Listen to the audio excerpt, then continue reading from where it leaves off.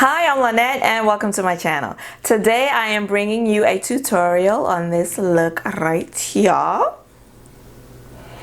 And I cobbled it together using a bunch of different palettes and single eyeshadows. And I call it my Frankenstein look when I do looks where I'm using different shadows from different places to put together one look. And it's something that I used to do pretty regularly when I did my eyeshadow before starting my YouTube channel. Once I started my YouTube channel and I began buying more eyeshadow palettes, I wanted to do videos where I featured the eyeshadow palettes, especially if they were new palettes. So I wanted to do tutorials where I use just that featured palette. But now I'm feeling like, especially since I'm at some point going to stop buying so many eyeshadow palettes and I'm going to start using the shadows already in my existing collection, I feel like I would like to do more of these looks where I'm just pulling in different shadows from different places, which is really how I do looks when I'm not filming. And so let me know what you think about that. If you'd like to see more tutorials where I'm using eyeshadows from different places. The upside about using just one palette is because if you have the palette, then you can get an idea of a look that you can do with it. But of course, the downside is if you don't have that palette, then you're searching around in your collection for shadows similar to it that you can do that look with. You can replicate the look with. In this tutorial, I have done a look that you could certainly do. I use a number of palettes. I use the, well, not a number, well, yeah, I did. I use the Magic palette from Juvia's Place. I used an eyeshadow from the Beaute Paradise Fallen palette. I used a shadow, this shadow here on my lid from Pat McGrath, one of her palettes. And then I used a single shadow, a Colourpop single shadow from my single shadow collection. And actually you could replicate this look using probably just the Magic palette, or you could do something similar with just this palette. But again, you know, I haven't used one of my Pat McGrath full-size palettes in a minute, so I really wanted to use it today. So if you would like to see how I achieve this look today using an assortment of eyeshadows, then keep on watching. I'm starting this look off using the Anastasia Beverly Hills Eye Primer, and I'm blending it out with my Sigma E55 brush. I'm trying not to blend it all the way up to under my eyebrow because this stark light shade, light color is difficult to blend away, so I don't want to put it all the way under my brow. Now I'm going into the Beaute Fallen Paradise palette, and I'm taking that shade Eve, and I believe that's my Sonia G Blender Pro brush. I think that's what it is, don't quote me. And I'm using that to first pat that color in the crease, and then I'm going to blend it out using back and forth and circular motions. I find that when I'm using really pigmented eyeshadows such as these from Beaute, that it's best to tap the color on first and then blend it out. I don't know why that works better. I just have found in my experience that it does. So and I just went back into the palette. As you can see, it's very pigmented, and this primer will grab onto the shadow.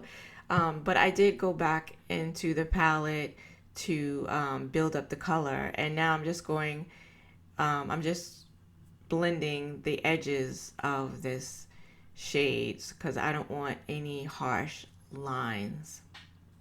Now I'm going to go into the Juvia's Place Magic palette, and I'm going to take this shade Ife on a Sonia Kashuk blending brush. This is a blending brush, or it's the crease brush? The blending crease brush. And I'm going to pack that into my outer V area, and then I'm going to blend it into the crease.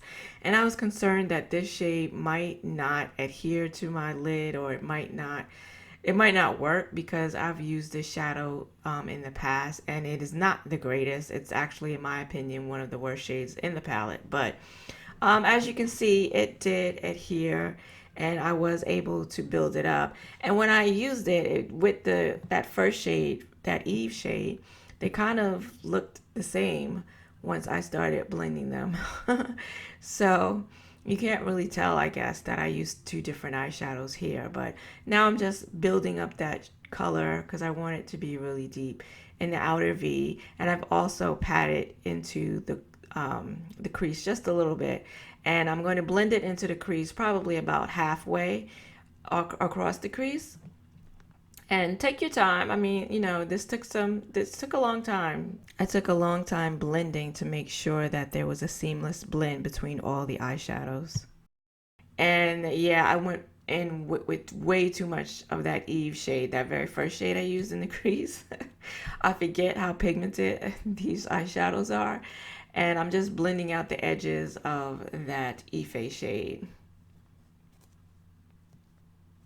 Now I'm taking a Colourpop shadow. This is Piece of Cake. And I'm using that with my Makeup Geek Define Crease Brush. And I'm just using it to blend out the edges of that Eve shade. I was hoping that this would lighten things up a little bit because this did turn out to be a very dark look, but it really didn't. So, oh well. And I don't know if you can really see the distinction between all of these purples. They kind of, once I blended them all together, they kind of all look the same, sort of, kind of. You let me know in the comments below if they all look the same to you, but they kind of all look the same to me. And now I'm taking my trusty NYX Blame It On Midnight, and that's pretty much the same shade as my skin. And I'm blending out the edges of that Colourpop eyeshadow, and I'm using that as my underbrow highlight. Now I'm going in with my NYX Glitter Primer, and I'm going to pat that all over my lid to prep for that shadow that I'm going to put on the lid. The stunner, the star of the show. But yeah, so I'm just patting that in for right now. Then I'm going to go into my Pat McGrath Mothership III Subversive palette. This is one of the large palettes. And I'm just taking a Sephora flat shader brush and I'm patting that all over my lid. Can we take a moment to appreciate the incredible shimmer and duochromosity of this shade? And may I add that I'm using it completely dry. How gorgeous is this? And you see that blue purple shift? Absolutely gorgeous. And I like to use the glitter primer on here because it grabs all that glitter. Now you see that fold in my eye just gobbled up all of that beautiful shade on the lid. So I'm going to go back in with the glitter primer, and I'm using one of my Sephora oh God, what is this? It's my Sephora silicone applicator, and I'm going to apply the glitter primer above my crease, and because I really want you to be able to see this incredibly gorgeous eyeshadow that I just put all over it. So now I'm going back in with that eyeshadow and I'm going to place it above the crease. And this is for anyone who has hooded eyes, who has folds in their eyes like I do. If you want to make it appear as if you have more lid space than you do, then go create a crease above your natural crease, because I hate to have just that little bit of eyeshadow on my lid, a shimmer shade, and then I have all of that matte shade. I just hate that look. So this is how I like to do my eyeshadow. And look at that, voila.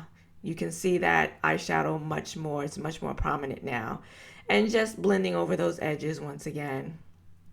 And now I'm going to go back in with Ife from the Magic Palette and blend that into that beautiful lid shade, because you want a nice seamless blend between those eyeshadows.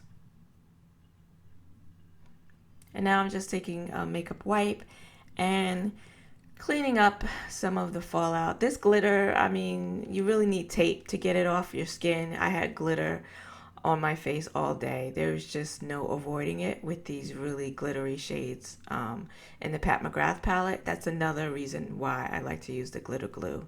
And now I'm taking my NYX Jumbo pencil. This is in the shade Purple, and I'm using that in my waterline. I forget that I can use these big pencils in my waterline. I always use them as a base for eyeshadow, but they're also great for this as well.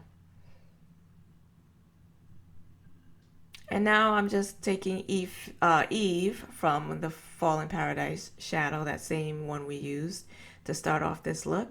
And I'm going to blend that onto the lower lash line all the way across, leaving just a little tiny space in the inner corner where I'm going to place my highlight, which is also from the Magic palette, and that is in the shade Faux, which is gorgeous. If you don't have that Pat McGrath palette, you could use Faux. I could have used Faux all over the lid, or you could use Below Zero from Sydney Grace.